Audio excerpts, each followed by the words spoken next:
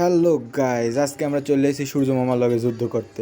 সূর্য মামার লগে যুদ্ধ করতে আমরা যাইতেছি পুকুর পাড়ে। গোসল করে সূর্য মামার দেখাই দিমু যে আমরাও পারি।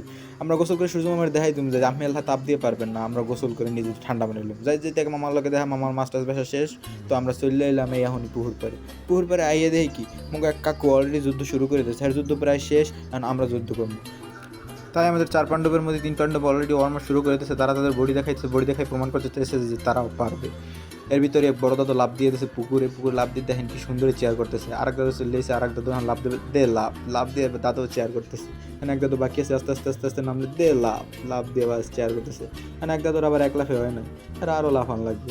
এতে আবার উঠতেছে উপরে উঠে ওয়ার্ম আপ করতেছে। ওয়ার্ম আপ করে এখনই লাভ দেবে, দে দে দে লাভ লাভ দেওয়ার পর খালি লাফালাফি করলেই তো আর হইবে না। তারা চিন্তা করছে একটু বক্সিং খেলা যায়। বক্সিং খেলার জন্য রেডি। ওই মার মার মার, কাট, ধর ধর।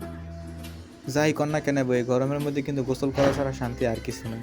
গোসলেই সর্বোচ্চ শান্তি। তো তারা সেই লেভেলের চেয়ার করতেছে, আমি বাদ থাক মুখে। তাই আমিও তাদের লগে জয়েন করলাম। জয়েন করার পর তাদের সাথে কতক্ষণ মজা করলাম। যাই বলেন না ভাই, নেবগুলো কিন্তু অনেক মজাই হয়েছে।